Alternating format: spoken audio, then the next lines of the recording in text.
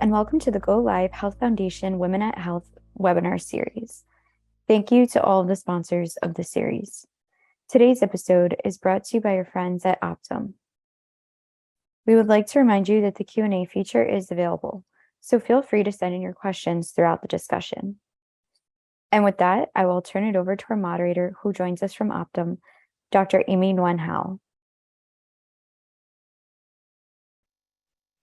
Hi, good afternoon, everyone. Thank you so much for joining us today. I am delighted to really have this conversation today on ageism and the care for elderly women. And I am joined today by two very esteemed colleagues, Dr. Charlotte Yeh and Dr. Andrea LaCroix. And I'll pass it over to them to just briefly introduce themselves and why they're interested in the conversation today. Then we'll jump right into our conversation. But again, I am Dr. Amy Nguyen Hao. I lead the Office for Provider Advancement at Optum Health, and we really lead priorities around experience for the patient and for the provider, culture, health equity, partnership, provider development leadership, and research here at Optum Health. So with that, I'll hand it over to you, Charlotte, to introduce yourself and say a few words. Thank you so much, Amy. I'm just delighted and honored to be here, with you and Andrea.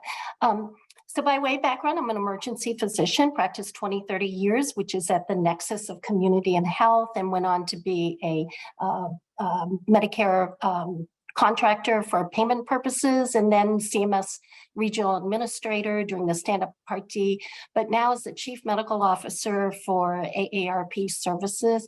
I am passionate and 100% all about us, the consumers, as we age.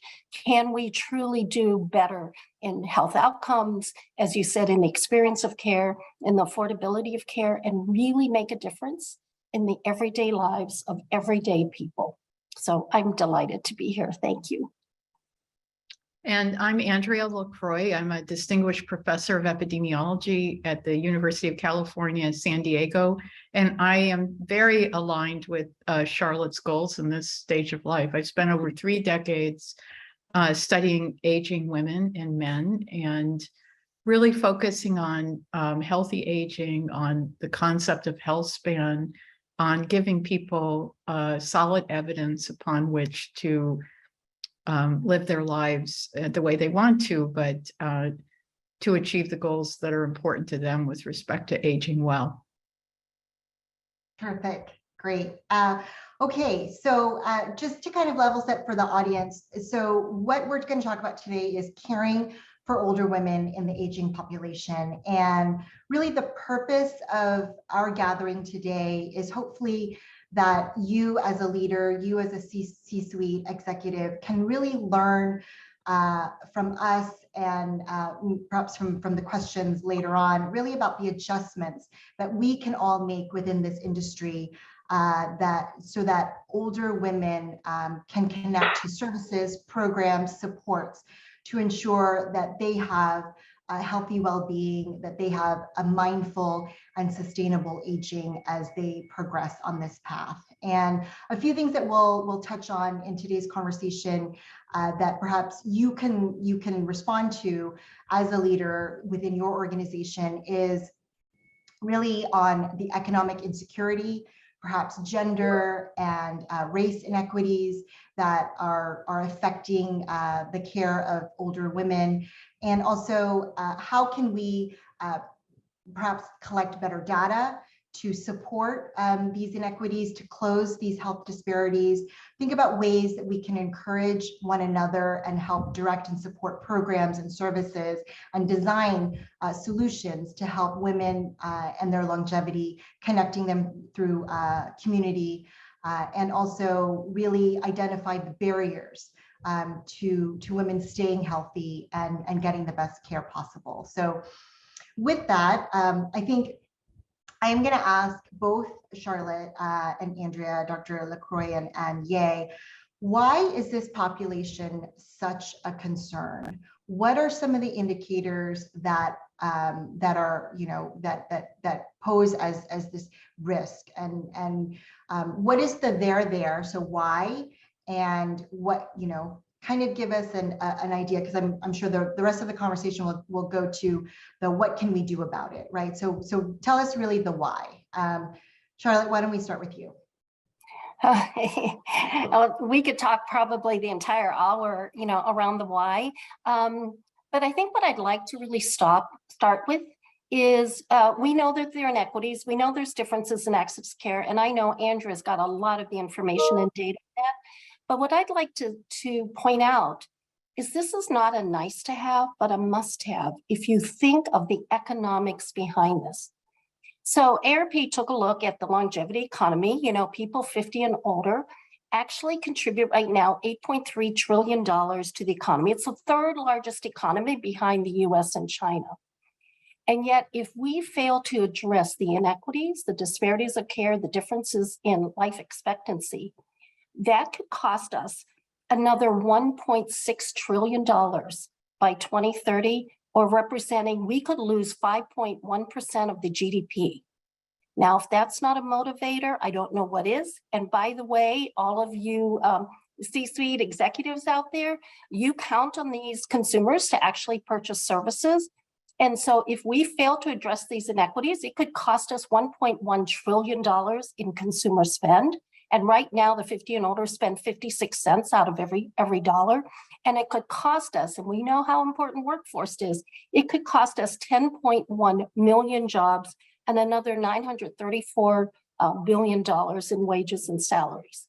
So even if it's not the moral suasion, of the importance of, making sure everybody has access to care, in an equitable fashion, it's really, there's an economic and a business driver behind this.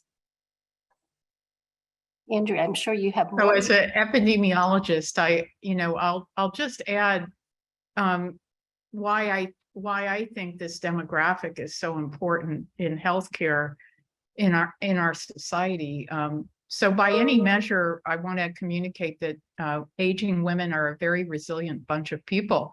We live longer than men, and the sex differential in longevity is actually widened during the pandemic. It was shrinking, but during the pandemic, it's widened to 5.9 years in 2021, a period during which Americans lost almost 3 years in life expectancy, which is just so sobering for healthcare. I know we all together did the best we could to keep this from happening, but a 3-year loss in life expectancy is unprecedented in our lifetime in America, and something we need to reflect on in many ways. And we know that was unequal, which groups lost the most life expectancy.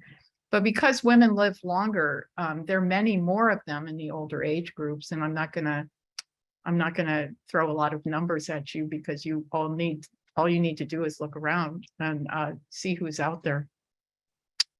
And women have a myriad of symptomatic chronic conditions to manage, and most importantly, changes in physical, cognitive, sensory, and social function to deal with. So to support this population, especially across the diversity spectrum, we really, in my opinion, need to take a life course approach, which promotes the well-being of women from before birth to the end of life, because they don't just show up when they get old, as if nothing important happened before then. But all of their care during the life course contributes to the way that they show up in your healthcare systems and how well they are.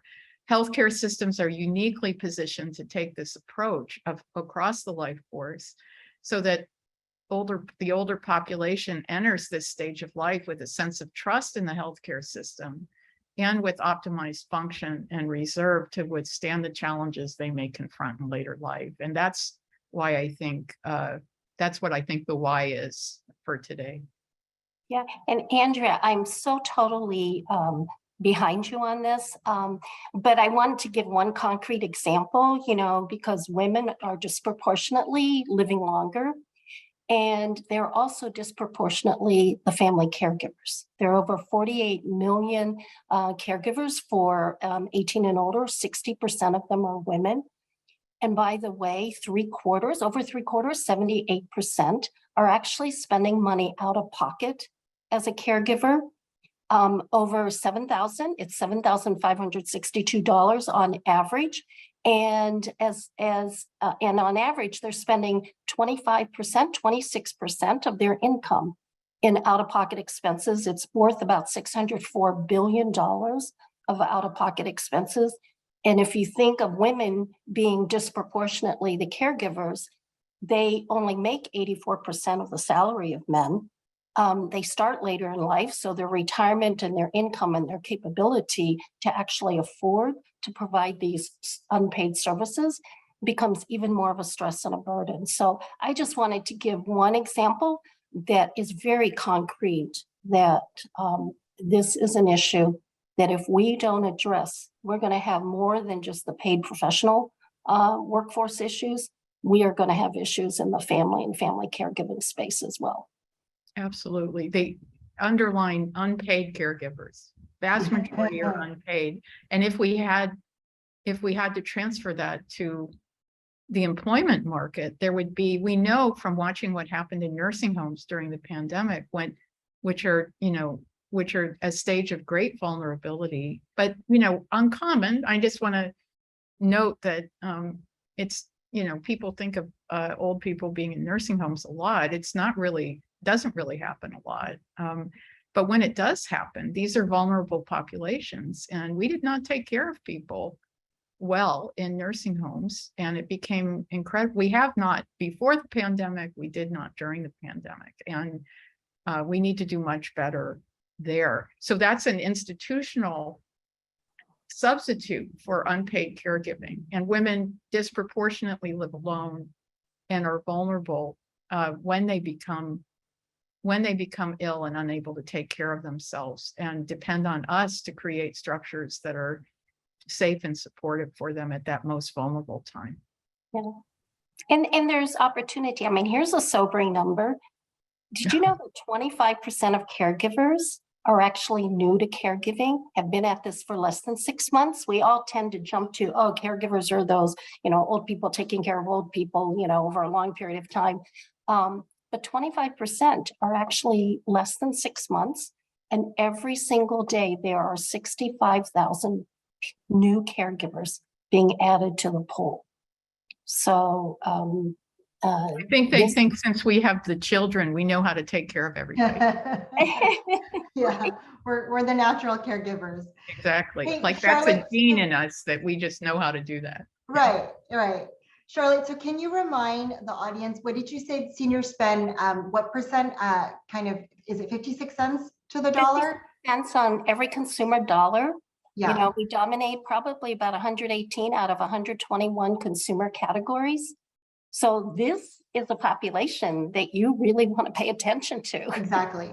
And I think that's relevant, especially to our constituents at Optum. I mean, we are really into, focusing on the consumer experience as we really emerge in healthcare being the largest ambulatory integrated health system. And other leaders should be hearing this, because I know that it's not just Optum that has a consumer experience strategy. And so if you regard this population, older women, and that they being, a big consumer, I hope that you're hearing that your marketing, your strategic, your clinical, your ops, your technological strategies and efforts need to be geared to this population, so to enhance their livelihood and longevity and well-being, and so that they're not ignored until they emerge with some sort of clinical condition or catastrophic,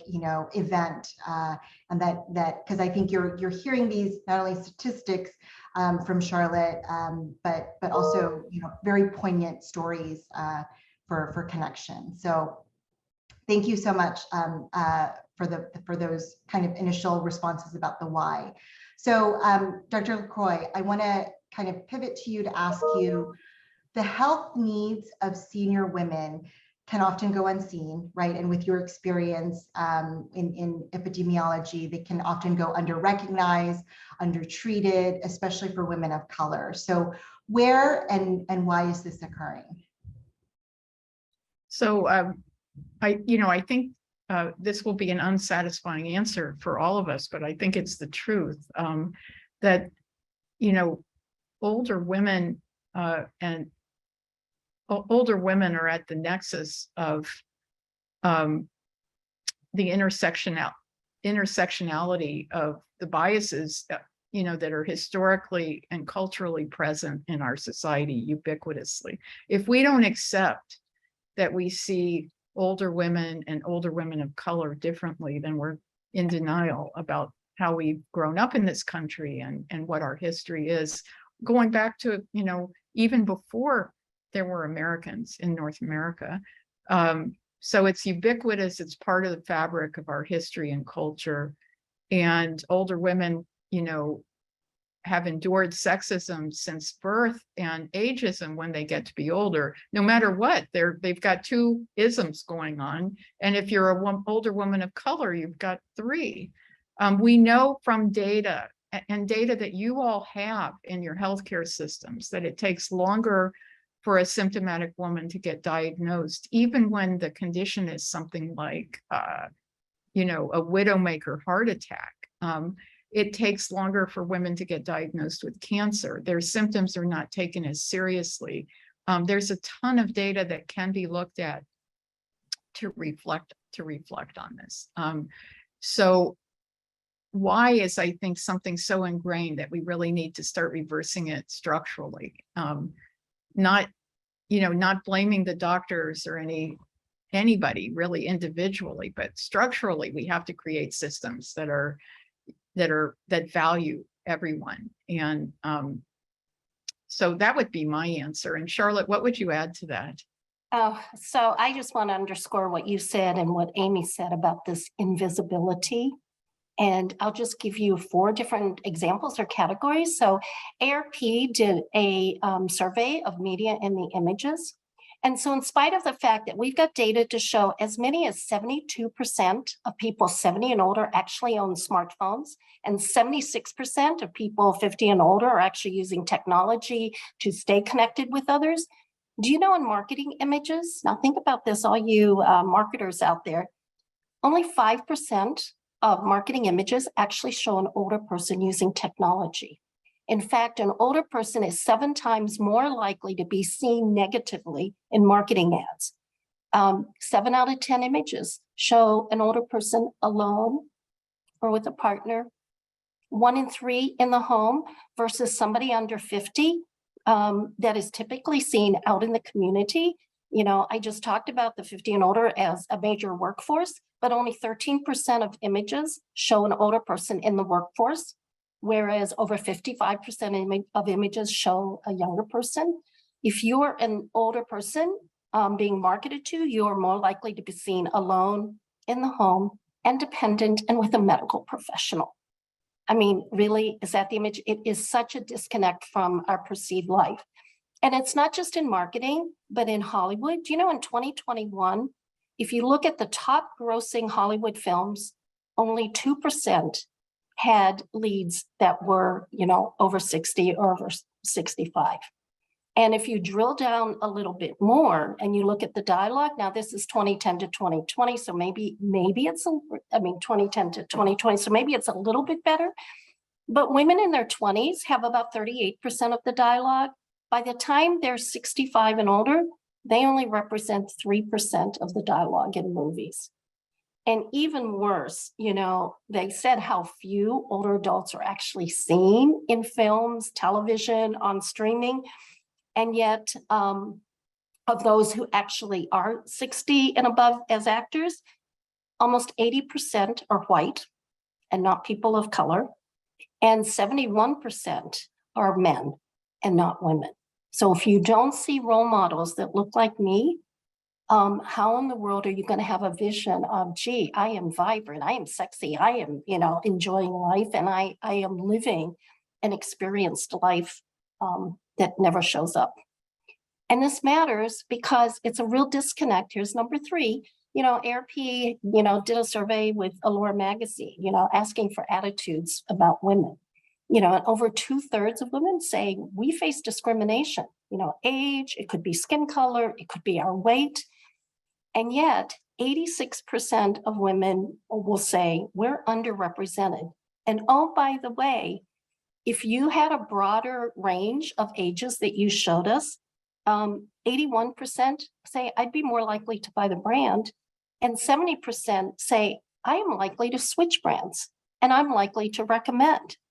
So your failure to make visible, the real true lived experience and the assets that come with age may be costing you in terms of loyalty, brand, trust, et cetera.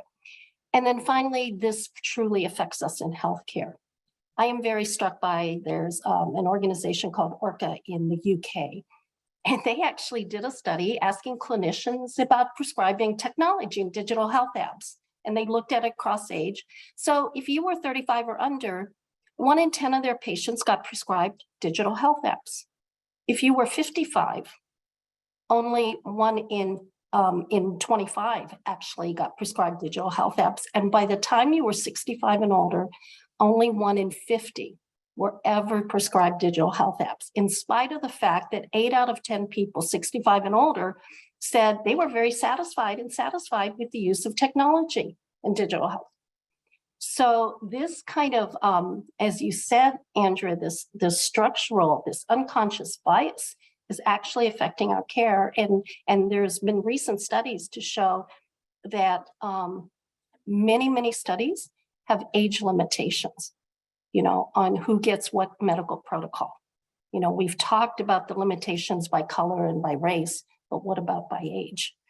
And there are other studies that actually looked at life-saving procedures.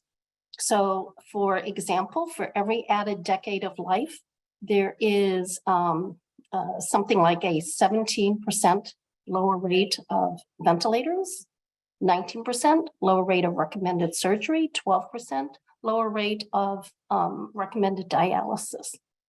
So this is actually embedded and affecting our access to care, our offering of care, or even offering choice to the consumers.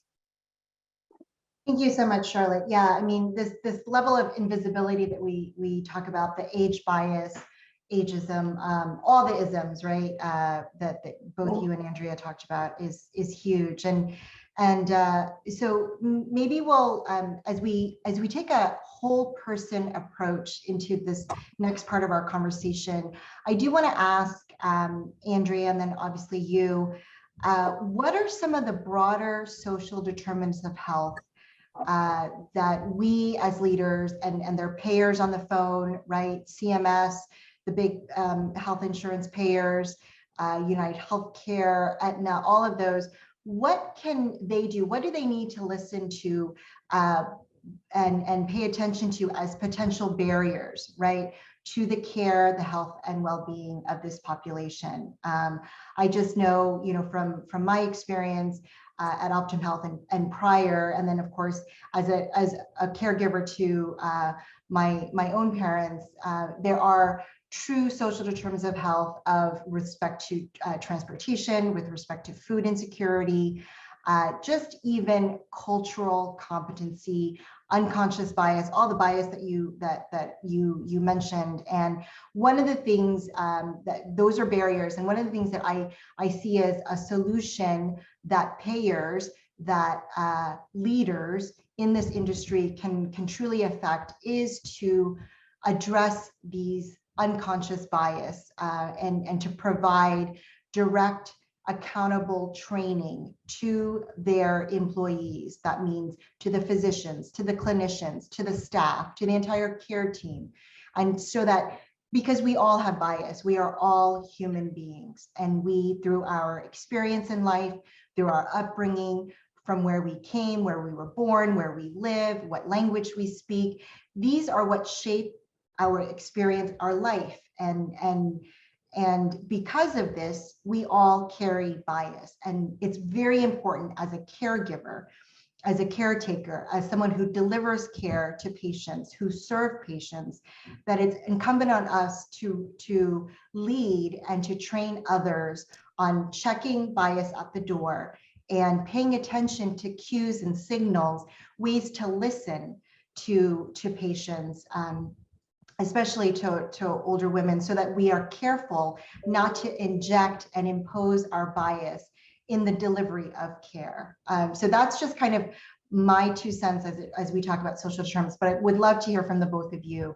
You know, what are some of those broader SDOH, those determinants, and how can those on this call hear potential barriers so that they can change the way that they do business, the way that they offer solutions, programs for this population. Andrea, well, let's start with you. I mean, it's a big question, and we are thinking about it a lot in public health these days. We always have thought about it a lot, but there are new tools available to us now to take into consideration social determinants of health. So, back from, I always say, upstream of race, ethnicity, we really need to look at, it's the case in biomedical research now, and this is a new realization that race, ethnicity is just a social construct, and that the things that make race, ethnicity a salient variable in our healthcare systems are really upstream of that. They're bias related. They're about socioeconomic status, about making less money during your lifetime, having lower educational attainment, having less opportunity through your lifetime, more discrimination. So all of these things are what make race, ethnicity a salient variable. By and large, we're all human. And when we show up at the doctor's office, we are human beings that have demographic characteristics, but that's not what really defines what's happening with us there. I do want to mention from the CMS perspective that there is this area deprivation index that's become, that Amy Kine developed at the University of Wisconsin with her colleagues, and that CMS is now implementing as a part of compensation, so that when a healthcare provider takes care of someone with high area deprivation, and these are just characteristics of the neighborhood where you live, it's defined by your address. We know that people that show up at the emergency room in the doctor's office have more complicated situations and poor prognosis if they come from an area of high deprivation index. So CMS is actually going to pay more for people in these areas. We've never had a metric. Well, I shouldn't say we've never had. There are other ones, like the American Community Survey has a measure of socioeconomic status that can be part of the electronic medical record. But I think the area deprivation index and constructs like that give us a way to identify people at high risk because of social determinants of health, and to optimize their health experience. The best, we need to work on actual interventions that target those vulnerable people and that make the outcomes better. So that was one of the things I wanted to mention. And I know that Charlotte has a lot to say, as do I, about one of the big vulnerabilities of older people, women in particular, seeking medical care, is that they don't understand what they're being told. And communication is difficult. For various reasons. Could be language, could be level of education, or other social health literacy. Let's call it that. That's a big thing. And the fact that, and this was so apparent during the pandemic, we as a market of older women, and like Charlotte, I'm an older woman now. So this is what being an older woman looks like, right? We are a big market, and we get a ton of misinformation thrown at us. We're constantly being manipulated to believe certain things about our health and healthcare services, and the healthcare systems really need to be the trusted information partner in our lives, so that if I'm being told that that I can get a venereal disease from vaccination, or some horrible thing, I need to be able to call my healthcare system or access it and say, what's really true about this? And just improve health literacy in our populations, especially the most vulnerable people. And then the last thing I'll just say is care coordination, right, Charlotte? And I hope you'll say something about that, because the thing that happens to us all the time is that we get told there's a lack of connectivity in healthcare systems. And from my perspective as a healthcare consumer, I'm going to pick the healthcare system that gives me the best connection between providers who are taking care of me. Because if that doesn't happen, you're just in the middle of a maelstrom of bad things. And you feel confused, and you feel like you don't know what's true. And that's a bad place to be. And I'll stop there. Yeah. Oh, I am totally with you, Andrea, on that.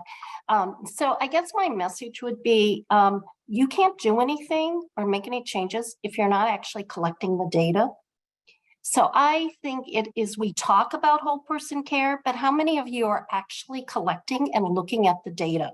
So we all talk about heart disease, strokes, diabetes, and we know that many of these diseases, come from stress, from inflammatory responses that may be contributors, whether they're social stresses, personal stresses, et cetera. But how many of you are actually tracking these social determinants, or what I also call the personal determinants or protective factors that allow people to cope? So we actually did that at our Medicare supplemental. Now, this is fee-for-service Medicare. They tend to be higher educated, higher income. But even despite that, do you know there were only 2 medical conditions that were more common than loneliness, than transportation, than lack of purpose, access to care? And that was hypertension and hyperlipidemia or high cholesterol. But, over almost 50% had some degree of loneliness. 48% had a negative perception of aging. And I can tell you that negative perception of aging is associated with poorer outcomes and higher healthcare costs, and we can come back to that. 40% said they had limited access to care. We talk a lot about substance abuse and pain, and we want to withhold narcotics, but we have 31% that say, I have pain. And what are we doing to address pain, which is part and parcel, of living? And then finally, we get to cardiovascular disease. That's 30%. Diabetes represents 11%, of the prevalence when we actually look at our claims data. And so here are these things: limited access, complaints of pain, mobility issues, loneliness, lack of purpose, lack of relevancy in your lives, that actually are far more prevalent than these physical diseases. And why are we not also paying attention to that as well? Because if you track it, we can find that. So to your point, we actually tested, the importance of care coordination, and decided that rather than the typical route where you go through care coordination through the physician, and by the way, the physicians are absolutely critical, to a good work. So this is not about that clinicians aren't critical and absolutely important to healthcare, but what would happen if you actually just worked with the consumer? And what we found is we tried a variety of techniques, including disease management. And then we approached it, didn't matter what your disease was, but we looked at it in terms of how you live your life. And it turns out that approaching it from a disease perspective was not nearly as effective as approaching it from your workflow of life. Not just the workflow of your practice, as physicians say, but your workflow of life. And it turns out that we had better outcomes. We lowered healthcare costs as much as 5% in the high cost, high utilizers of healthcare. And my favorite is you were 44% less likely to actually move from the home to a facility for care. So if you, as a healthcare system or as a healthcare provider, or in this healthcare industry, actually focus on how people live their lives and what gives them a sense of purpose and relevancy, social connection, and optimism, or a positive view of aging for tomorrow, you can actually impact outcomes and presumably the cost of care. Sorry, just one last little side bit. We actually looked at protective factors. We looked at resilience, optimism, social connection, locus of control, and resilience. And what we discovered in our population using survey and then connecting it to claims data, it didn't matter which of the 5 you had, but the more you had, it was almost like a dose response. The lower your depression, the lower your anxiety, the better your self-reported health, and the fewer functional limitations. And importantly, for every added protective factor, you save $1,356 per person on a per year basis. So if there's a message here is understand who your members are or your patients are, and really look at them from a whole person and what's part of their daily living, not just their hemoglobin A1C. I just want to say yay for that. If there's one serious takeaway today, it's what Charlotte just said. And if you want to, I mean, that would be so paradigm shifting in our healthcare systems. And we in geriatrics, you know, we who care about older people have been here for a while. But if every part of the healthcare system could go there, it would be so paradigm shifting. And I think of it as like the concept of palliative care, which is where the doctor says, well, what are you trying to accomplish? What do you want to be able to do? Which is what you're calling daily life, Charlotte. And then we support as healthcare providers, that person being able to achieve the goals that they have in life. That gives you a sense of purpose. That gives you optimized health. And we're not looking at the person as a problem list of diseases. Yeah, I mean, just to think of the impact, we have some preliminary data, but if we look at a low sense of purpose, the members cost 12% more PMPM. If you are severely lonely, and we know we hit a lot of that during the pandemic, it was 20% more PMPM. And let's talk about that perception of aging. You know, because if you have a negative view of aging, why would you change your behavior? But if you have a positive view of aging, there's data to show you're 44% more likely to fully recover from disabilities, that lower cardiovascular risk, lower risk of dementia. But here was the number that really struck me. It was a 33% lower per member per month in healthcare costs. And there's one study out there that it could save us as much as $63 billion in healthcare. And just think about what I mentioned about imagery. How can we inculcate a positive view of aging, both within the healthcare system and outside of it? Because it's not like a switch you can tell people to turn on, right? Yeah. Well, that's kind of what I mentioned. So Andrea and Charlotte, so let's take that. So how can we tell those listening, right? When they say, oh, how can we be more age friendly? Or, you know, are there certain metrics? How can they measure success for themselves as they do exactly what you're proposing, Andrea? Well, what's the intervention? Because I want to be part of that. Because yeah.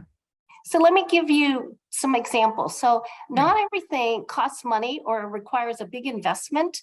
So Allure magazine made a decision several years ago. We are not using the word anti-aging in any of our articles or in our advertising. Why are we anti-aging? We're all aging, right? In a positive way. I love that the city of Boston, which is the area I live, had a commission for elderly affairs. They changed the name of the commission to the Age Strong Commission, saying we're going to focus on where the positivity and how can we help you age better, as opposed to you poor thing and it's all about decline. You know, so just think simply about, you know, things like imagery, language that we use. ARP just developed a Getty, worked with Getty for a set of images that shows older adults as they really are in communities of color, you know, with aging, instead of, you know, you're alone staring out the window or having somebody show you how something works, right? So we need to be, you know, so these are steps that any one of us can take. Imagine if we went up to a friend and instead of saying, oh, you look good for your age, if we said, you look good. Why should it matter how old you are, right? You just look good. So those are some of the, you know, simple things that we can actually begin to change, because right now we have studies at ARP that if you spend as little as 4 hours a day watching streaming and media, that you are more likely to internalize the negativity of aging, that you're going to be lonely and depressed as you age. Whereas we need to give more examples. Then you can move this on volunteering. So it turns out that if you volunteer 100 hours a year, that's only 2 hours a week. You have a 44% lower risk of mortality. You have more physical functioning. You have that social connection. So there are many opportunities. And even if you're physically challenged, it doesn't mean you can't read books to third graders, like Experience Corps. We've got tax aid volunteers that helps people fill out their tax forms and can return as much as $1,000 into the pockets of people. Not only have I seen health systems do that for patients, but they're doing it for their own low-income employees. I'm aware of some nursing schools, we've got a workforce issue, that are partnering with health systems to bring, to teach for, nurses or skilled, healthcare workers. And that if you finish the training, and these are typically women of color, single parents, oftentimes in their 30s and 40s looking for, the next career, that they're not only offering them a job when they finish, but putting them on a leadership track and a career growth track. Why are we not thinking about how we sort of help plan and lift these communities out that actually is good for you too? And these same kind of nursing schools are realizing that to get that education, they don't all have cars, right? Transportation isn't just a medical issue. It's a transportation to get to the schools for your classes.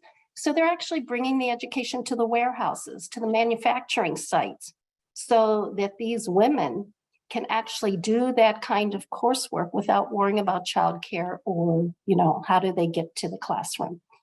So again, these sound like they're out of healthcare, but if we work in this, it's going to benefit healthcare, and it's going to benefit in the long run our economic capabilities. Thank you so much, Charlotte. So I know I'm kind of watching the time, and as moderator, it's part of my job. So I do want to give the both of you kind of the last words in terms of a call to action before we address some of the questions in the Q&A, because there's quite a few folks who want to learn more. So with that, Andrea, what are, in your opinion, from where you sit, your expertise, what are the opportunities to act? What is the call to action that we address here today with our audience? Well, going holistically to this conversation and to some of the things both I and Charlotte have said, I think a major call to action would be to use the data that you have in your electronic medical records and the other records that you have access to, and all of the data tools that we now have to understand, I think we could create a report card or a way of monitoring how well we're doing on key metrics related to aging and women's health. And you could go beyond that, across the life course, not because we have to report to regulators, but because we have to report to our consumers. How well are we doing taking care of you? And how well are we doing promoting health span and healthy aging? And the data is all there. It has to be analyzed correctly. You need someone like, me and my compatriots in epidemiology that makes sense of it. But we should be getting better and better and not just ignoring the data that we have. So I think that's a huge call to action, as well as promoting, like you just said, Charlotte, the advancement of aging women, starting from adulthood throughout within our organizations into leadership positions, so that a lot of this goes away when women and the values of women are infiltrated throughout the system. And it's just a natural progression that will occur. So that's kind of a cool and easy thing to do. Awesome. Charlotte? So I agree, on the data, using the data, purposely, It's not just collecting, but, really collecting it for actionable states. And two, not to wait for somebody else to do something. This is something any of us can do, right? You can change the name, you can change your imagery. How about, especially now that the regulations have come out for over-the-counter hearing aids, we know that 2/3 of people over the age of 70 have clinically significant hearing loss, and they typically don't buy hearing aids because it's too expensive, not covered, by Medicare or insurance, although that's improving over time. And, the stigma, I'm older. I know I've got hearing loss. I'm just older. But as soon as I buy a hearing aid, I'm old. And I like to say, you're old without a hearing aid. But we know it's tied to dementia. 52% higher risk of dementia. It's the single biggest risk factor for avoidable dementia, according to the Lancet Commission on Health.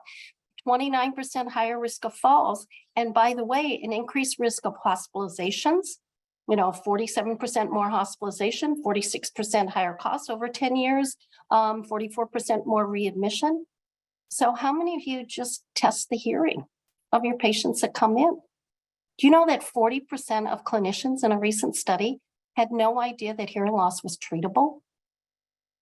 Like, really? And now we've got over-the-counter hearing aids, which means for early detection, early testing and early intervention, we now have more affordable, accessible, and everybody puts stuff in their ears. So, what's with having more devices, popping out of your ears? How many of you put captioning on your telehealth? 80% of people with normal hearing use captioning. So it's not a divisive issue, but it actually could help your people hear. My dad's got a cochlear implant and a hearing aid. He gets free captioning service through the FCC as hearing impaired, but he uses Otter, he uses Google Transcribe. There's so many free apps. He actually takes his iPad and his iPhone, he's 94 years old, and takes it into his doctor's office so he can read the captioning while talking to the doctor to make sure he understands and can communicate. So how simple, and think of your healthcare workers themselves, they're all older. And one of the most common reasons for early retirement and poor productivity at work is hearing loss. It is so addressable, fixable, and nowadays is affordable. So just think of what other kinds of examples you have out there that are simple and not necessarily as expensive as it once was. I'm glad you brought that up, Charlotte. So I think my call to action for folks are kind of twofold. So at Optum, what we have done is made a very conscious effort to listen to the patients as we did research.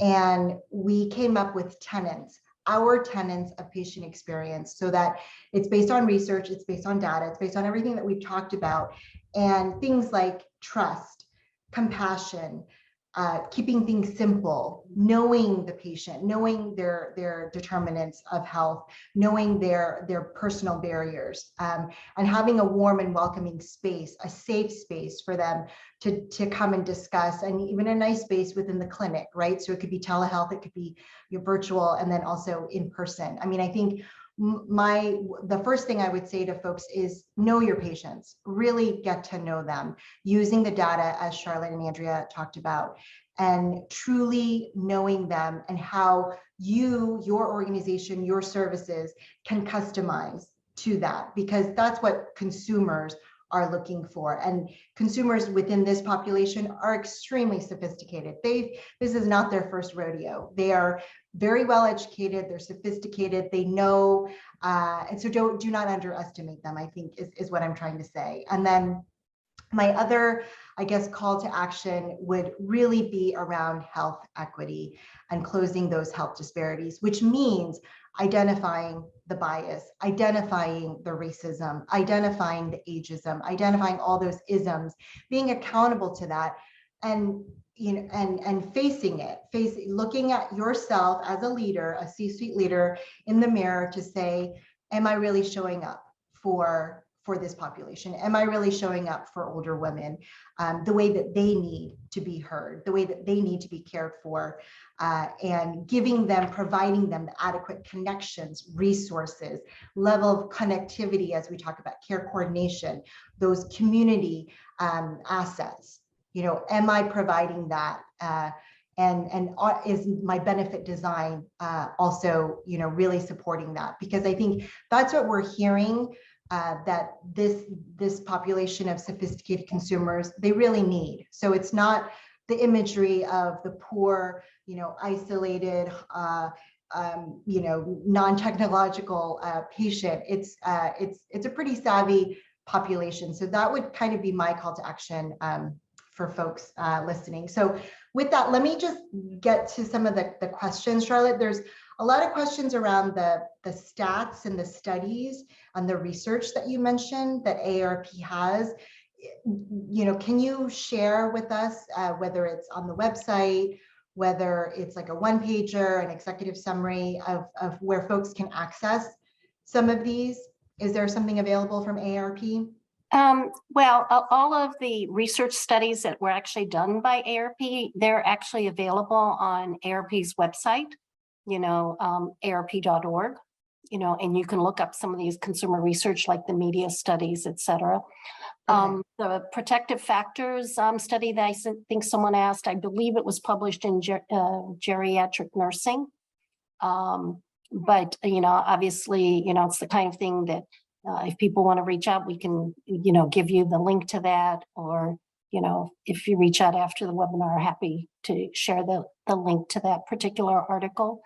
So that could be a couple of ways that we can provide that for you. Great.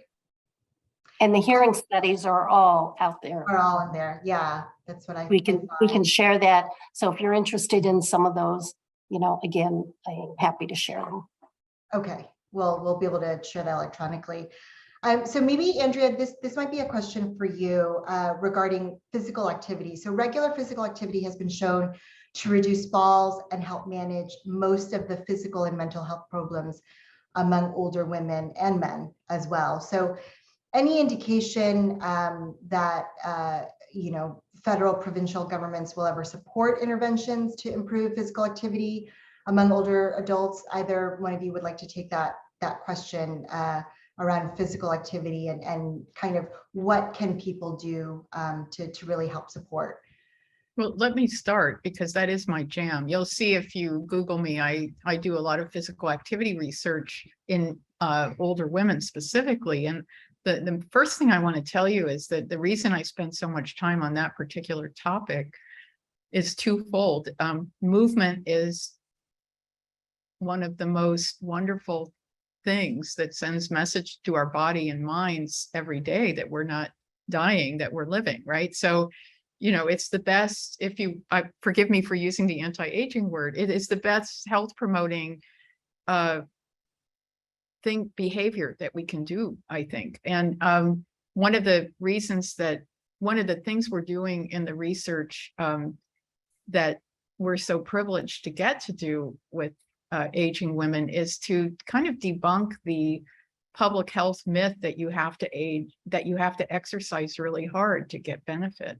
So you'll see articles that my group and others have authored, finally changing the paradigm that you don't have to, play football or run marathons or do moderate vigorous physical activity, that all movement counts.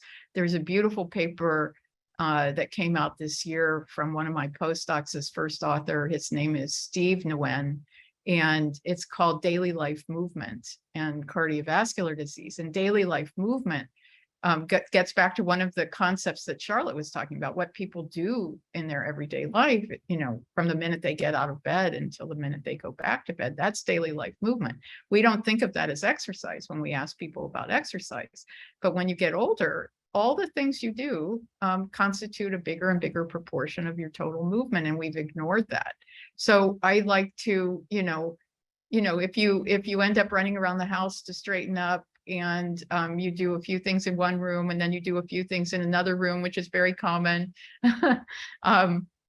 that's great. You're getting more steps in around the house and so forth. So from the physical activity point of view, I think our government does support this through CMS, which will pay for you to join various classes and groups at no charge if you're a Medicare enrollee, both in fee-for-service and in managed care. So I think that's great support. The public health departments around the country, I think, are very supportive of their communities doing more physical activity. And I certainly get the message from some healthcare systems that they're supportive as well. And I think that's a great thing to promote out there, is just increased movement. One of the things that's been sort of discouraging to older people is the old public health paradigm that you have to do moderate, vigorous physical activity. And that's just not true. That's just not true. Yeah. And if we can just add to that, it's not work, it's fun, right? Mm. So it turns out if you do it with friends, the more friends you have in your social network, the more physical activity you do. The more volunteering you do, the more physical activity. The more you have satisfaction with aging, the more physical activity. So, and where is the imagery of us as we age, being out there and exercising with friends, being out in the community, doing the movement, and showing that difference that it makes? What do? We see people sitting in a chair staring out a window, is the classic image. Why do we use the term aging in place? Doesn't that sound really static? I always like to say, why are we not thriving in motion? Yeah. And if we're not thriving physically, we can thrive cognitively, we can thrive spiritually, emotionally. So if we can begin to change the paradigm that just because you're old doesn't mean you can't move. And then where is the fun canes, the fun walkers? I mean, nowadays they are making walkers that are all terrain, that you can actually take outdoors instead of having tennis balls, in the house that can't go anywhere. So we need to be thinking about not just the shoulds, but the how-tos to make it easier, fun, and more appealing. Wow. So I hope everyone has heard today all the not just the barriers, not just the downfalls, but the wins, right? The opportunities that we as a community, we as leaders can truly influence and impact to improve, enhance the living.